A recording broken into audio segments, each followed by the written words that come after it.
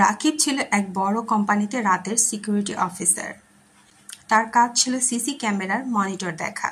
প্রতি রাতের মতোই 2টা নাগাদ সে মনিটর স্ক্রিনে লক্ষ্য করল বিল্ডিংয়ের 5ম তলার করিডরে একটা ছায়া নড়ছে।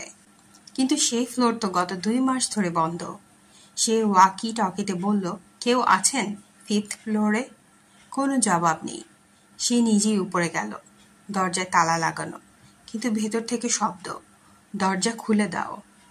সে ভয়ে নিচে নেমে এসে সিসি ফুটেজ রিওয়াইন্ড করে দেখল। করিডরে এক মহিলা হাঁটছে, ধীরে ধীরে ক্যামেরার দিকে তাকিয়ে বলছে, তুমি আজ লগ আউট করতে পারবে না। রাত 3টার দিকে অফিসের সার্ভারে এক অজানা লগ ইন দেখা গেল।